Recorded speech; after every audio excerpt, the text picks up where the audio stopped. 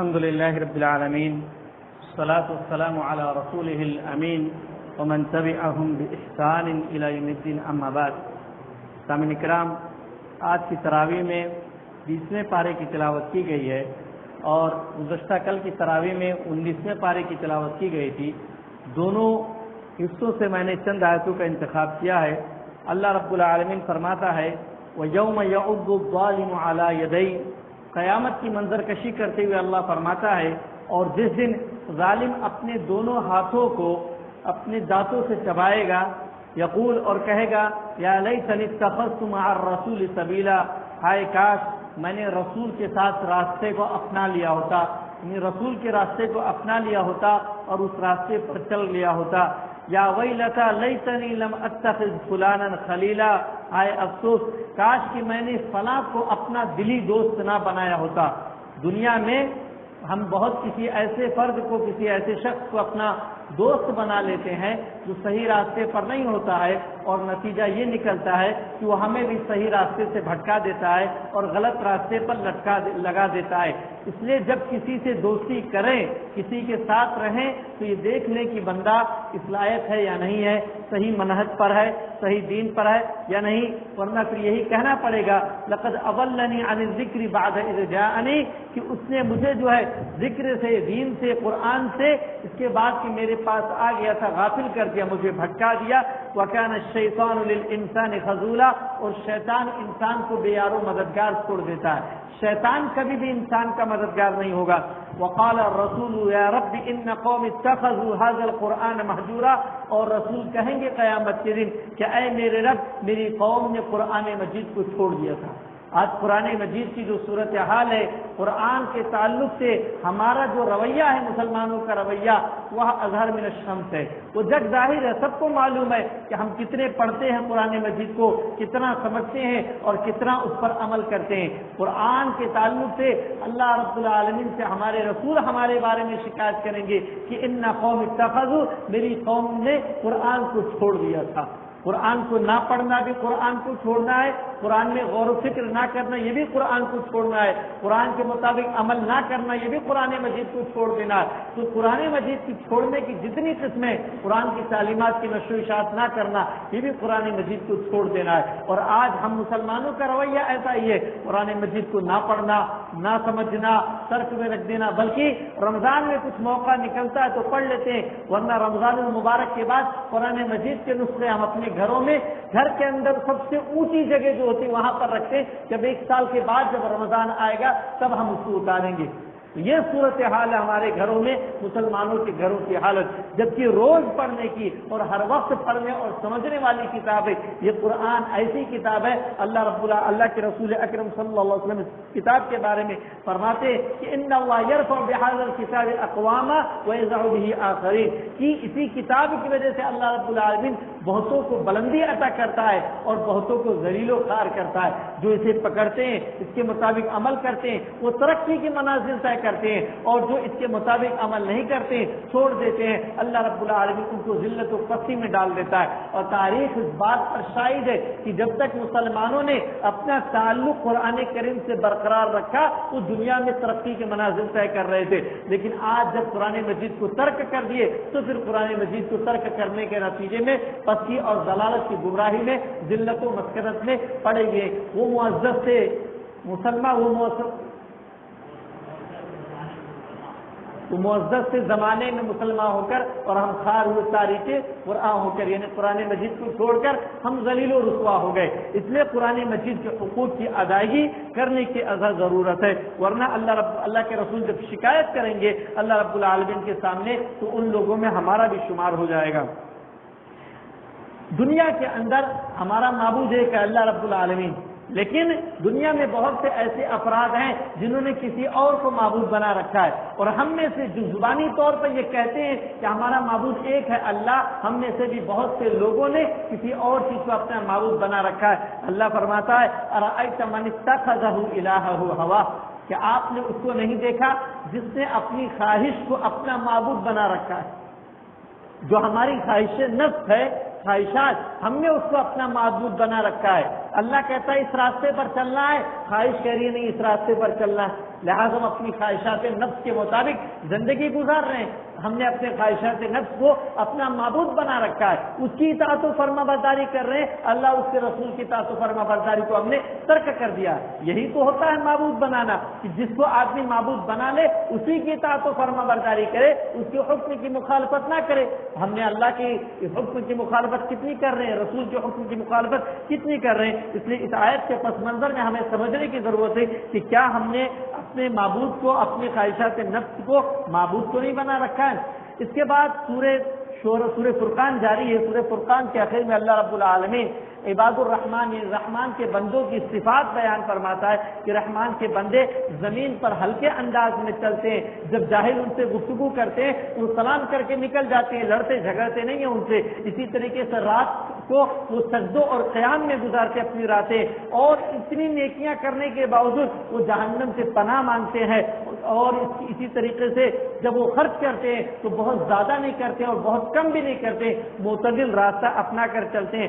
اللہ رب العالمین کے علاوہ کسی اور کی عبادت نہیں کرتے ہیں، کسی نفس کو ناحق قتل نہیں کرتے ہیں، زنا کاری نہیں کرتے ہیں، اور ایسے اعمال نہیں کرتے جو گناہ جس سے گناہ ملے، بچنے کے حد الامکان کوشش کرتے ہیں، تو اللہ رب العالمین ان کو اجر و ثواب عطا فرماتا ہے۔ اس کے بعد سورۃ الشعراء کی ابتدا ہوتی ہے جو کہ مکی سورت ہے۔ اس سورت کے اندر اللہ رب العالمین نے نبی اکرم صلی اللہ علیہ وسلم کو ان کا جو مقام ہے اس بات کی طرف بتلائی، اور یہ بتلائی کہ آپ کا کام ہے فریضہ صرف پہنچا دینا ہے، آپ کو پریشان ہونے کی ضرورت نہیں ہے۔ اللہ رب العالمین فرماتا ہے لعلک باخع نفسک الا یکونوا مؤمنین، کہ ایسا لگتا ہے کہ آپ اپنے آپ کو ہلاک و برباد کر دیں گے اگر یہ لوگ ایمان نہ لائیں۔ اللہ کے رسول اتنی محنت کرتے، اتنی کوشش کرتے، یہ چاہت رہتی تھی کہ سب کے سب ایمان لے آئے، اور اس کے لیے دن رات لگے رہتے تھے۔ تو اللہ رب العالمین ان کی محنت کو دیکھ کر کہتا کہ ایسا لگتا ہے کہ آپ اپنے آپ کو ہلاکت میں ڈال دیں گے اگر یہ لوگ ایمان نہ لائے۔ آپ کا کام صرف تبلیغ کرنا ہے، پہنچانا ہے، باقی ذمہ داری چھوڑ دیجیے۔ اس کے بعد اللہ رب العالمین نے بہت سارے انبیاء کرام، موسیٰ علیہ السلام، ہارون علیہ السلام، ابراہیم علیہ السلام، نوح، ہود، صالح، لوط اور شعیب، ان سارے انبیاء کرام کا ذکر فرمایا اور یہ بیان کیا، یعنی یہ چیزیں بیان کرنے کے بعد اللہ رب العالمین یہ پیغام دینا چاہتا ہے کفار مکہ کو اور دیگر افراد کو جو ایمان نہیں لاتے کہ ہمارے رسول کی جن لوگوں نے بھی مخالفت کی اور ان کی بات نہ مانی، ان تمام لوگوں کو ہم نے تہس نہس کر دیا، ان تمام قوموں کو ہم نے ہلاک و برباد کر دیا، لہذا اگر تم بھی ایمان نہ لاؤ گے تو تمہیں بھی ہلاک و برباد کر دوں گا۔ اور صحابہ کرام اور اللہ کے رسول کو حوصلہ افزائی کی بات ہے کہ دیکھو سابقہ قوموں نے اپنے رسولوں کی مخالفت کی تو ہم نے انہیں ہلاک و برباد کر دیا، اگر تمہاری بھی مخالفت کریں گے تو ان لوگوں کو تمہاری مخالفت کرنے کے نتیجے میں بھی ہلاک و برباد کر دیا جائے گا۔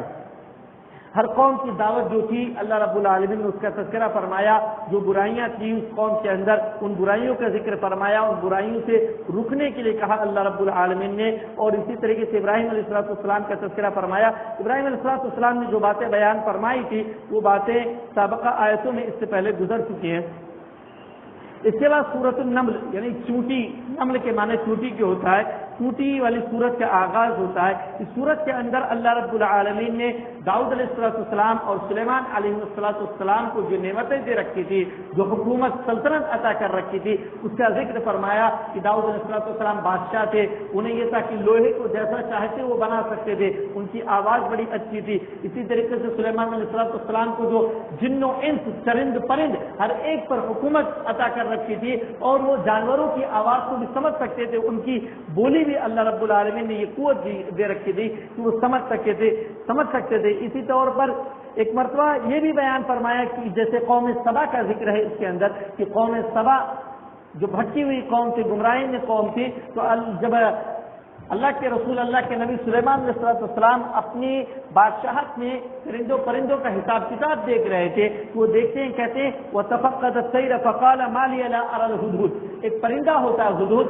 کہتے ہیں کہ میں ہدہد کو نہیں دیکھ رہا ہوں، وہ غائب ہے، لَأُعَذِّبَنَّهُ عَذَابًا شَدِيدًا أَوْ لَأَذْبَحَنَّهُ أَوْ لَيَأْتِيَنِّي بِسُلْطَانٍ مُبِينٍ، یا تو میں اسے سخت سزا دوں گا یا ذبح کر دوں گا یا پھر کوئی عذر لے کر آئے کہ کیوں غائب ہے۔ فَمَكَثَ غَيْرَ بَعِيدٍ فَقَالَ أَحَطتُ بِمَا لَمْ تُحِطْ بِهِ وجئتک من سبأ بنبأ یقین، تھوڑی دیر کے بعد پرندہ آتا ہے اور کہتا ہے کہ میں وہ بات لے کر آیا ہوں جس کا علم آپ کو نہیں ہے، میں قوم سبا کی طرف سے ایک یقینی خبر لے کر آیا ہوں، انی وجدت امرأۃ تملکہم، میں نے دیکھا کہ ایک عورت ان کے اوپر حکومت کر رہی ہے۔ یعنی پرندے کو بھی اس بات تعجب ہو رہا کہ ایک عورت ان پر حکومت کر رہی ہے۔ اسی لیے اللہ کے رسول اکرم صلی اللہ علیہ وسلم نے ایک حدیث میں بیان کیا کہ وہ قوم تباہ و برباد ہو جاتی ہے جس کی حکومت جس پر کوئی عورت کرتی ہے۔ دل سے کسی بھی عورت کو اپنا حاکم نہیں تسلیم کیا جا سکتا۔ یہ جمہوریت میں سچویشن ایسی آتی ہے اور الیکشن لڑتی ہے، لیکن کوئی مسلمان اپنی عورت کو الیکشن میں کھڑا کرے، یہ بڑے تعجب کی بات ہے۔ بہت سارے الیکشن آپ دیکھیں گے کہ مسلمان مرد اپنی عورتوں کو کھڑا کرتے ہیں، جائز نہیں کسی بھی صورت میں، تو اس طور پر بچنے کی ضرورت ہے۔ تو پرندہ بھی تعجب کرا، امرأۃ تملکہم، ایک عورت ان پر حکومت کر رہی ہے، وہ اوتیت من کل شیء ولہا عرش عظیم، اور اسے ساری سب کچھ دے رکھا ہے اللہ رب العالمین نے، اس کے لیے ایک بڑا عرش ہے۔ وجدتھا وقومھا یسجدون للشمس من دون اللہ، دوسرا تعجب یہ کر رہا پرندہ کہ میں نے اس کو اور اس کی قوم کو سورج کا سجدہ کرتے ہوئے دیکھا کہ وہ اللہ کو چھوڑ کر کسی اور کی عبادت کر رہے ہیں۔ شرک کو دیکھ کر پرندے کو تعجب ہو رہا ہے کہ ہم پرندے جن کو اتنی سمجھ بوجھ نہیں ہے، ہم جانور جن کو اتنی سمجھ بوجھ اللہ نے نہیں دے رکھی ہے، ہم تو اللہ کی عبادت کرتے ہیں، اس کی تسبیح بیان کرتے ہیں، اس کی تحمید و تحلیل کرتے ہیں، لیکن اللہ نے انسانوں کو جو اتنی عقل عطا کر رکھی ہے، ان کی حالت یہ کہ سورج کی پرستش کر رہے ہیں، چاند کی عبادت کر رہے ہیں، بتوں کی عبادت کر رہے ہیں، اور اللہ رب العالمین کو ان لوگوں نے چھوڑ رکھا ہے۔ تو یہ توحید کی دعوت اللہ رب العالمین نے اس آیت میں بیان فرمائی کہ توحید کی کس قدر اہمیت ہے۔ وَزَيَّنَ لَهُمُ الشَّيْطَانُ أَعْمَالَهُمْ فَصَدَّهُمْ عَنِ السَّبِيلِ فَهُمْ لَا يَهْتَدُونَ، شیطان ان کے اعمال کو مزین کر کے اچھا بنا کر پیش کرتا ہے، تم بہت اچھا کام کر رہے ہو، سود پہ گاڑی نکال لی ہم نے، بہت اچھا ہے، 4,000 دے کر تو مل گئی گاڑی، آپ کو جو ہے کہاں جاتے 1,00,000 روپیہ دینے کے لیے؟ شیطان دل کے اندر 1,00,000 روپئے کا بیلنس آپ کے ہاتھ میں بچا ہے، کاروبار کرو آپ اس سے اور کماؤ اچھے سے، کیوں جاؤ گے 1,00,000 روپیہ دینے کے لیے ایک ساتھ؟ یا اور بھی ہیلے بہانے بنا کر شیطان اس کی اس گناہ کو اچھا بنا کر پیش کرتا ہے، بڑا اچھا کام کیا تم نے، لہذا فَصَدَّهُمْ عَنِ السَّبِيلِ، سیدھے راستے سے شیطان روک دیتا ہے اور وہ سیدھے طور پر ہدایت یافتہ نہیں ہو پاتے، تو اس لیے ہمیں شیطان کے راستے سے بچنے کی ضرورت ہے۔ پھر یہ تفصیلی واقعہ ہے کہ سلیمان علیہ السلام خط لکھ کر جو ہے اس کو بھیجتے ہیں اس پر پرندے کے ذریعے، اور اسے اپنی دعوت دیتے ہیں، دعوت دین دیتے ہیں۔ وہ عورت، وہ بادشاہ جو ہے مشورہ کرتی ہے اپنے لوگوں سے کہ کیا کیا جائے، سب کہتے ہیں اگر ماننا ہے تو مانو ورنہ ہم حملہ کرنے کے لیے تیار ہیں، کسی بات کا ڈر نہیں ہے۔ لیکن وہ عورت سمجھدار ہوتی ہے، سمجھاتی ہے کہ نہیں، جب کوئی بادشاہ اذا دخلوا قرية افسدوها، کسی ملک میں داخل ہوتا ہے، کسی بستی میں، افسدوها تو اس میں فساد مچا دیتا ہے، وجعلوا عزت اہلھا اذلہ، اور جو اس میں باعزت ہوتے ہیں، اچھے لوگ ہوتے ہیں، ان کو ذلیل و خوار، کمزور کر دیتا ہے طاقتور کو۔ وکذلک یفعلون، تو بادشاہ لوگ اسی طرح کرتے ہیں۔ تو میں اس کے پاس جو ہے کچھ ہدیہ بیچتی ہوں اور دیکھتی ہوں کہ وہ اس ہدیے کے ساتھ کیا سلوک کرتا ہے۔ جب وہ ہدیہ پہنچتا ہے لے کر بندہ، تو سلیمان علیہ السلام کہتے قال اتمدوننی بمال، مال و دولت سے تم میری مدد کر رہے ہو، کما آتانی اللہ خیر مما آتاکم، اللہ رب العالمین نے جو کچھ مجھے دے رکھا ہے وہ تم جو کچھ لے کے آئے اس سے بہت اچھا اور بہتر ہے۔ بل انتم بہدیتکم تفرحون، اپنی چیزوں سے تم ہی خوش رہو، ہمیں اس کی ضرورت نہیں ہے۔ ارجع الیہم، جاؤ واپس چلے جاؤ، ولنأتینہم بجنود لا قبل لہم بها ولنخرجنہم منها اذلۃ وہم صاغرون، اور دھمکی دیتے ہیں کہ ایمان نہیں لائے تو میں اپنی فوج لے کر آؤں گا اور تم سب کو ذلیل و خوار کر کے رکھ دوں گا۔ لہذا اس کے بعد انہی میں سے اللہ سلیمان علیہ السلام نبی جو ہے وہ جس پر حکومت ہے، اللہ رب العالمین نے ایسی طاقت دی تھی اس زمانے کے انسانوں میں بھی کہ وہ بڑے سے بڑے کام کر سکتے تھے۔ لہذا ایک بندہ جاتا ہے اور اس کا تخت اٹھا کر لے آتا ہے اس ملکہ کا، اس کے بعد وہ ملکہ آتی ہے، ایمان لاتی ہے اور اس کے بعد صحیح طور پر رہنے لگتی ہے۔ تفصیلات اس کی اور بھی ہیں لیکن میں یہی بات ختم کرتا ہوں۔ اس کے بعد 20ویں پارے کی ابتدا ہوتی ہے جس کی تلاوت آج کی گئی ہے۔ اللہ رب العالمین نے ابتدائی آیتوں میں بعض ایسی چیزوں کا ذکر کیا ہے کہ امن جعل الارض قرارا وجعل خلالها انہارا، زمین کو کس نے قرار دیا، کس نے اس کے اندر سے نہریں جاری کی، کون ہدایت دیتا ہے، کون پریشانیاں سننے والا ہے، کون جو ہے اس طریقے کی باتیں بیان کی، اور یہ بیان کیا کہ یہ سارے کام صرف اللہ رب العالمین کرنے والا ہے اور کوئی نہیں ہے۔ امن یجیب المضطر اذا دعا، پریشان حال کو جواب کون دیتا ہے؟ اس کی تکلیف کو کون دور کرتا ہے؟ جب وہ پکارتا ہے وَيَكْشِفُ السُّوءَ وَيَجْعَلَكُمْ خُلَفَاءَ الْأَرْضِ، اور تمہیں زمین میں خلیفہ کون بناتا ہے؟ تو اللہ رب العالمین نے اس طریقے کی باتیں ذکر کی، کون رزق دیتا ہے اور زمین و آسمان میں غیب صرف اللہ رب العالمین جانتا ہے۔ تو توحید کی دعوت دی، بنیادی تعلیم جو ہے توحید کی دعوت ہے۔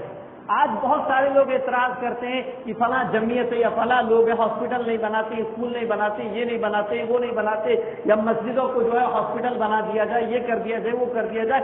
یہ ساری چیزیں ٹھیک ہے، سماجی طور پر وقتی طور پر ان کی ضرورت پڑتی ہے، اس ضرورت کی تکمیل کہیں اور سے بھی ہو سکتی ہے، لیکن اصل کام جو ہے وہ توحید کی دعوت ہے، توحید کی دعوت ہے۔ یہ بات یاد رکھیں، اصولی چیز کو کبھی نہیں چھوڑنا چاہیے۔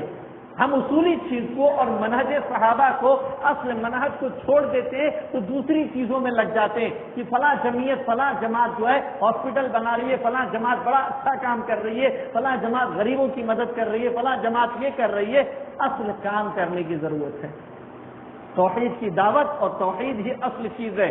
باقی دنیا آنی جانی اور فانی ہے، اس کی کوئی اہمیت نہیں ہے۔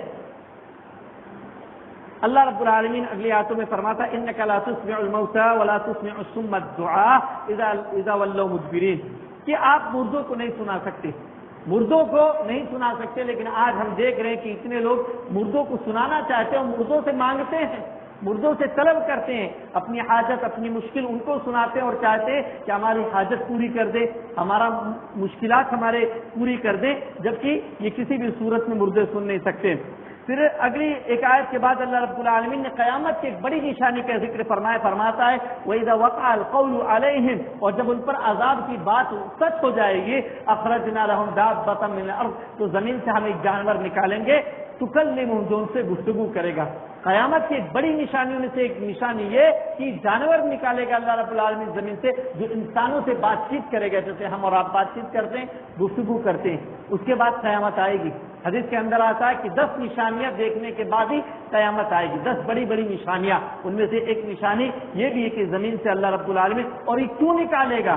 کیوں؟ کیونکہ ان الناس كانوا بآياتنا لا يوقنون، کیونکہ ہماری آیتوں پر لوگ یقین نہیں رکھتے۔ اللہ کی بہت ساری نشانیاں آج پائی جاتی ہیں، سورج، چاند، ستارہ، زمین، اور ساری انسان اپنے اعضاء میں غور کر لے، اپنے جسم میں تو کتنی ساری نشانیاں اس کے جسم کے اندر موجود ہیں۔ غور و فکر کر کے انسان سمجھے، کوشش کرے تو اللہ رب العالمین اس کو ہدایت دیتا ہے۔ وَمَن يُؤْمِن بِاللَّهِ يَهْدِ قَلْبَهُ، جو اللہ پر ایمان لاتا ہے اللہ اس کے دل کو ہدایت دے دیتا ہے۔ وَمَن جَاهَدَ فِينَا لَنُهْدِيَنَّهُ وَمَن جَاهَدَ فِينَا لَنُهْدِيَنَّهُ سُبُلَنَا، جو ہمارے سلسلے میں کوشش کرتا ہے ہم اس کو اپنے راستے کی ہدایت دے دیتے ہیں۔ شرط ہے آدمی کوشش کرے اور خالص نیت کے ساتھ صحیح راستے کی تڑپ پیدا کر کے کوشش کرے تو اللہ رب العالمین اسے سیدھے راستے کی طرف لگا دے گا۔ اس کے بعد سورہ قصص کی ابتدا ہوتی ہے۔ اس سورت کے اندر اللہ رب العالمین نے موسیٰ اور ہارون علیہ السلام کا تفصیلی طور پر تذکرہ کیا ہے، جیسا کہ اس سے پہلے کئی صورتوں میں موسیٰ اور ہارون کا ذکر گزرا، اور اس میں فرعون کے ساتھ حامان اور قارون کا بھی ذکر کیا، اور ان کی ہلاکت و بربادی کا ذکر کیا، کیسے ہم نے فرعون کو، قارون کو اور حامان کو ہلاک و برباد کیا، تو بالا کر دیا، اور موسیٰ علیہ السلام کی پیدائش، موسیٰ علیہ السلام کی پرورش، اس کے بعد ان کا نبی بنایا جانا، مصر کا چھوڑ کے جانا، پھر واپس مصر آنا تو درمیان میں نبی بنایا جانا، ہارون کو نبی بنا کر ان کا مددگار بنانا، اور اس کے بعد بنی اسرائیل کی حفاظت، سمندر میں فرعون اور فرعونیوں کو غرق کر دینا، یہ ساری چیزیں اللہ رب العالمین نے تفصیل سے بیان فرمائی، جیسا کہ ان کا ذکر سابقہ صورتوں میں اور سابقہ آیتوں میں میں نے بیان کیا۔ دنیا کی جو چیزیں ہیں اللہ رب العالمین اس کی حقیقت بیان فرماتا ہے، وما اوتیتم من شیء فمتاع الحیات الدنیا وزینتها، کہ دنیا میں سے جو کچھ بھی تم کو دیا گیا ہے وہ دنیا کا ساز و سامان ہے اور دنیا کی زیب و زینت ہے۔ یہ چند دن کا سامان ہے، کہ جیسے پانی کا بلبلہ ہوتا ہے، تھوڑی دیر بلبلے کی شکل میں رہتا ہے، اس کے بعد ختم ہو جاتا ہے۔ کھیتی ہوتی ہے، کچھ دیر کے لیے لہلہاتی ہے، پھر ختم ہو جاتی ہے۔ تو اسی طریقے سے کوئی نئی چیز جب آتی ہے تو بڑی بھلی معلوم ہوتی ہے، بڑی اچھی معلوم ہوتی ہے، لیکن کچھ دنوں کے بعد، کچھ ایام کے بعد، کچھ مہینوں کے بعد اس کی وہ رونق ختم ہو جاتی ہے۔ نئی نویلی بیوی آتی ہے، دلہن آتی ہے، تو شروع میں بڑی اچھی لگتی ہے، لیکن چند سال گزرنے کے بعد وہ الفت و محبت کم ہوتی چلی جاتی ہے۔ تو نئی چیزیں جو آتی ہیں اس پر غور کریں تو دنیا کی زندگی وہی تھوڑا سا زیب و زینت ہے، ساز و سامان ہے، یہ حقیقی زندگی نہیں ہے۔ وما عند اللہ خیر وابقا، اللہ کے پاس جو ہے وہ بہتر اور باقی رہنے والی چیز ہے. افلا تعقلون، سمجھتے نہیں ہیں؟ اس بیوی کے چکر میں آخرت والی بیوی کو چھوڑ دیں، اس بیوی کی فرما برداری کرتے ہوئے ہم اللہ کی نافرمانی کریں اور آخرت میں جو ملنے والی چیزیں ان سے ہم جو ہے منہ موڑ لیں، وہ نہیں ملیں گی. تو اس منظر میں اس مثال کو سمجھنے کی ضرورت ہے، دنیاوی چیزوں کو سمجھنے کی ضرورت ہے کہ دنیا کی شراب پینے کی خاطر، چند گھنٹوں کا مزہ لینے کی خاطر ہم آخرت کی مزیدار چیزوں کو چھوڑ دیں. تو دنیا میں حرام کھا کر ہم چند منٹوں اور چند گھنٹوں میں عیش کر لیتے ہیں، لیکن اس حرام کی بدولت جو سزا ملے گا، جو عذاب ملے گی، وہ کیا برداشت کے قابل ہے؟ برداشت کیا جا سکتا ہے؟ اس کے بعد اللہ رب العالمین نے قارون کا ذکر فرمایا کہ قارون جس کے پاس کتنا بڑا خزانہ اللہ رب العالمین نے اس کو دے رکھا تھا. اللہ رب العالمین فرماتا وَآتَيْنَاهُ فَبَغَىٰ عَلَيْهِمْ، اس نے لوگوں پر ظلم کیا. وَآتَيْنَاهُ مِنَ الْكُنُوزِ، اللہ رب العالمین کہتا ہم نے اس کو خزانے دے رکھے تھے. مَا إِنَّ مَفَاتِحَهُ لَتَنُوءُ بِالْعُصْبَةِ أُولِي الْقُوَّةِ، اور اتنے خزانے دے رکھے تھے کہ طاقتور لوگ اس کی چابیاں بڑی مشکل سے اٹھا پاتے تھے. کئی اونٹوں پر خزانوں کی چابیاں رکھی جاتی تھی اور طاقتور لوگوں کے اوپر لادی جاتی، لیکن اٹھا نہیں سکتے تھے، اتنے خزانے تھے. تو اذ قال له قومه لا تفرح، قوم نے کہا گھمنڈ نہ کرو. وَإِنَّ اللَّهَ لَا يُحِبُّ الْفَرِحِينَ، گھمنڈ کرنے والوں کو اللہ پسند نہیں کرتا. آج دنیا میں چند سکے ہو جاتے، چند لاکھ ہو جاتے، چند کروڑ ہو جاتے، لوگوں کے بولنے کا انداز بدل جاتا ہے، لوگوں کا طرز تخاطب بدل جاتا ہے، لوگ جو ہے کس انداز میں رہن سہن اپنا بدل لیتے ہیں. یہ گھمنڈ، تکبر، یہ ساری چیزیں پائی جاتی ہیں سماج کے اندر. یہ دولت آنی اور جانی اور فانی ہے. اس لیے اللہ فرماتا ہے وَابْتَغِ فِي مَا آتَاكَ اللَّهُ الدَّارَ الْآخِرَةَ، کہ جو اللہ نے دے رکھا ہے اس میں سے اپنی آخرت کا سامان بنا لو، خرچ کرو دنیا میں فی سبیل اللہ اور آخرت کا سامان بنا لو. وَلَا تَنْسَ نَصِيبَكَ مِنَ الدُّنْيَا، دنیا سے جو حصہ ہے تمہارا اس کو لینا نہ بھولو. وَأَحْسِنْ كَمَا أَحْسَنَ اللَّهُ إِلَيْكَ، اور جیسا اللہ نے تمہارے ساتھ اچھا سلوک کیا تم بھی لوگوں کے ساتھ اچھا سلوک کرو. وَلَا تَبْغِ الْفَسَادَ فِي الْأَرْضِ، زمین میں فساد نہ مچاؤ. قارون کیا کہتا ہے انما اوتیتہ علی علم عندی، یہ سارے خزانے، یہ مال و دولت، یہ تو مجھے میرے علم کی بنیاد پر ملی ہے چیزیں، میرے ہنر کی وجہ سے، کہ مجھے تجارت کرنی آتی ہے، مجھے صنعت کرنی آتی ہے، میں جانتا ہوں کیسے تجارت کرنی، اس لیے میں نے حاصل کر لیا یہ ساری چیزیں. یا کہتا علی علم عندی، یعنی اللہ رب العالمین کے پاس جو علم تھا، کہ اللہ رب العالمین کو یہ علم تھا کہ یہ چیزیں، یہ خزانہ اس بندے کو دینا ہے، تو اللہ نے اپنے علم کی وجہ سے مجھے یہ سارے خزانے دے رکھے. اولم يعلم، اللہ فرماتا اولم يعلم ان اللہ قد اہلک من قبل من القرون من هو اشد منه قوة واكثر جمعا، کیا وہ دیکھتا نہیں، جانتا نہیں ہے کہ اللہ رب العالمین نے اس سے پہلے زمانے میں اس سے زیادہ طاقتور اور زیادہ جمعیت، زیادہ تعداد والے کو ہلاک و برباد کر دیا، ختم کر دیا.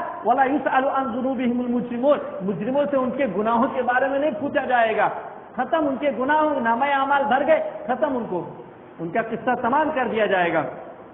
تو اس طریقے سے اللہ رب العالمین نے عنایتوں کو بیان کر کے بتلایا کہ دولت، مال و دولت کوئی اچھی چیز نہیں ہے، اس کا استعمال صحیح ہونا چاہیے. اللہ رب العالمین نے اگر اس نعمت سے عطا کر رکھا ہے، تکبر و گھمنڈ یا غریبوں کو یا فقیروں کو کمتر نہیں سمجھنا چاہیے. ان اکرمکم عند اللہ اتقاکم، تم میں سب سے زیادہ باعزت وہ شخص ہے جو تم میں سب سے زیادہ تقوی والا ہے.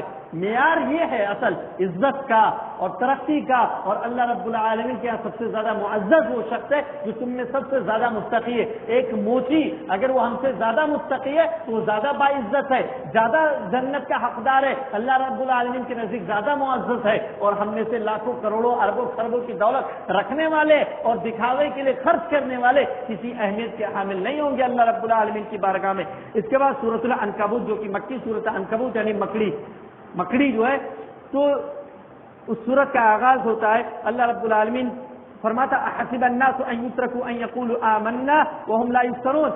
اس سورت کے اندر بھی اللہ رب العالمین نے صحابہ کرام اور اللہ کے رسول اکرم صلی اللہ علیہ وسلم کی حوصلہ افزائی کی، ڈھارس بندھائی ان کی کہ آپ تکلیف میں ہیں، پریشان نہ ہو. فرماتے کیا لوگوں نے سمجھ رکھا ہے کہ ان یقولوا آمنا، وہ کہہ دیں ہم ایمان لائے، ان کو چھوڑ دیا جائے گا. وهم لا يفتنون، وہ آزمائے نہیں جائیں گے. جو بھی مومن ہے اسے آزمایا ضرور جائے گا، اس کے مال میں، اس کے جان میں، اس کے پریوار میں، اس کی دولت میں، اس کی تجارت میں، کسی نہ کسی ناحیے سے اللہ رب العالمین آزمائے گا. اللہ فرماتا ہے وَلَقَدْ فَتَنَّا الَّذِينَ مِنْ قَبْلِهِمْ، ان سے پہلے کے لوگوں کو ہم نے آزمایا. فَلَيَعْلَمَنَّ اللَّهُ الَّذِينَ صَدَقُوا وَلَيَعْلَمَنَّ الْكَاذِبِينَ، اور اللہ جانے گا ضرور کون سچا اور کون جھوٹا.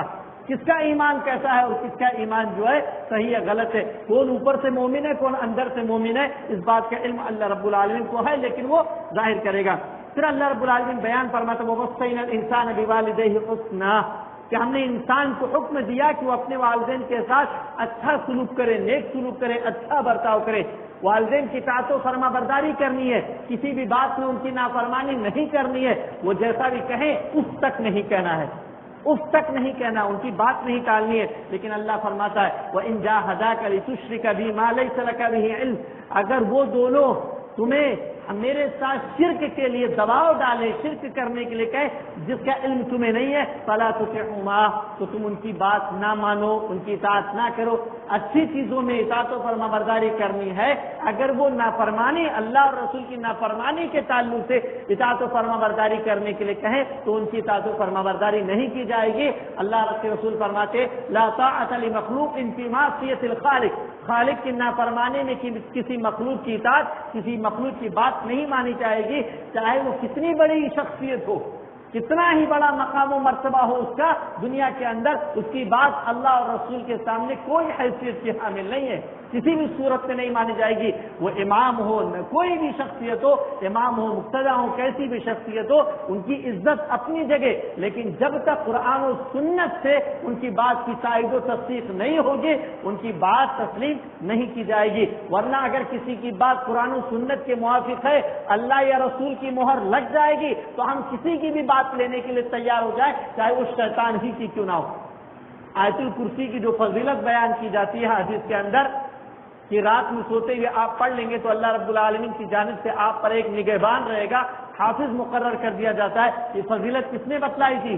یہ شیطان نے بتلائی تھی، ابو ہریرہ رضی اللہ تعالیٰ عنہ کو بتلائی تھی کہ یہ فضیلت ہے اس کی، مجھے چھوڑ دو، تو ابو ہریرہ نے چھوڑ دیا اسے، جو ہے صبح اٹھ کے اللہ کے رسول سے بتلاتے ہیں یہ بات ہے، اللہ کے رسول کہتے صدقک وہو کذوب، اس نے تم سے سچی بات کہی حالانکہ وہ بہت بڑا جھوٹا ہے۔